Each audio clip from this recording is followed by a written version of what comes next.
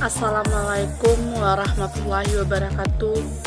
Perkenalkan, nama saya Engla Prisa dengan NIM 200222008 dari Prodi Pendidikan Guru Pendidikan Anak Usia Dini, Universitas Negeri Padang. Baiklah, pada pertemuan kali ini saya akan coba membahas yaitu tentang konsep kepemimpinan.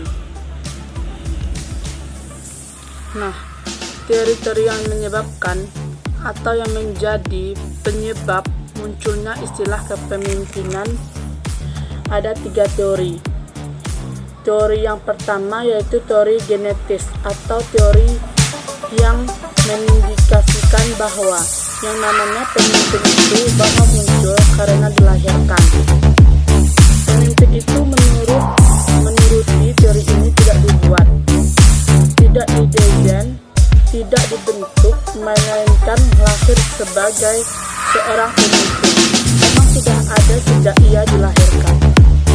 Artinya, memang ketika seseorang lahir, itu diyakini ia akan membawa sifat-sifat kepemimpinan. Memang tidak semua orang memiliki itu. Dan yang kedua, yaitu dalam teori genetis, memang seseorang mau tidak mau sudah punya takdir untuk menjadi pemimpin. Dan muncul teori yang ketiga yaitu namanya ekologi. Adalah kombinasi kedua teori tadi yang mengindikasikan bahwa teori ekologi muncul sebagai reaksi dari teori genetis dan teori sosial. Teori ini mengatakan bahwa seseorang yang akan sukses sebagai pemimpin suatu nanti bisa secara genetis memiliki sifat-sifat kepemimpinan. Autentik menyatakan kepemimpinan itu sebenarnya teknik kemampuan seseorang dalam mempengaruhi orang lain. Mempengaruhi orang lain, orang yang dipimpin. Agar apa? Agar mau bekerja sama untuk melakukan tujuan yang diinginkan. Yang diinginkan oleh bersama atau suatu lembaga. Di Indonesia kita ambil pendapat Syafian dan Sutarto merupakan suatu rangkaian kegiatan yang merupakan kenyataan, merupakan kemampuan tingkah laku orang dalam satu situasi tertentu agar mereka mau bekerja sama, agar mereka mau melakukan berbagai hal yang kita inginkan untuk mencapai tujuan yang telah ditetapkan.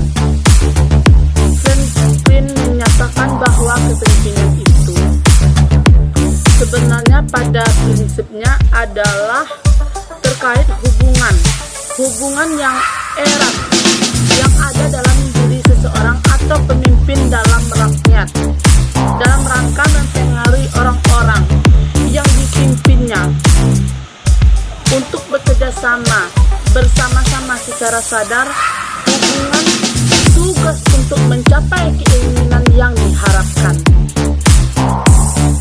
Sedangkan Franklin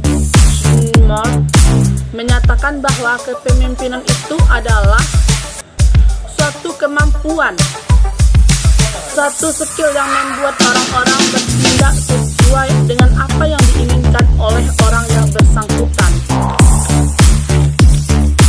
Dan yang selanjutnya itu, nah, jadi bisa kita simpulkan di sini sebenarnya nama kepemimpinan itu ya skill, kemampuan seseorang, kemampuan Anda, kemampuan kita dalam mempengaruhi orang lain. Orang lain yang dimaksud adalah orang-orang yang emang kita pimpin dalam suatu lembaga. Karyawan, skill mempengaruhi mereka agar mau melakukan apa yang kita inginkan dalam konteks pekerjaan dalam rangka mencapai tujuan bersama, tujuan lembaga.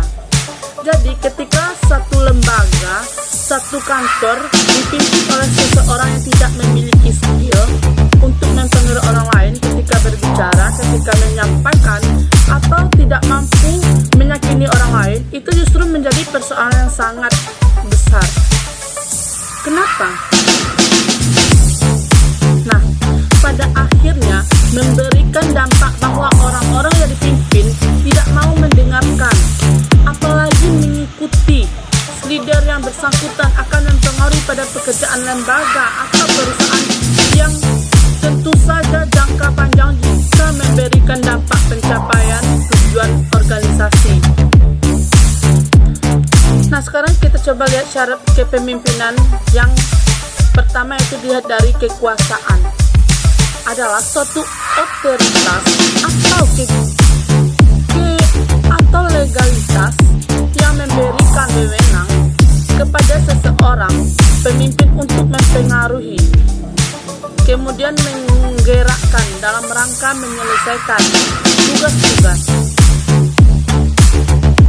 Yang kedua, syarat terkait kewibawaan itu sendiri merupakan keunggulan, kelebihan, keutamaan seseorang sehingga pemimpin mampu mengatur orang lain.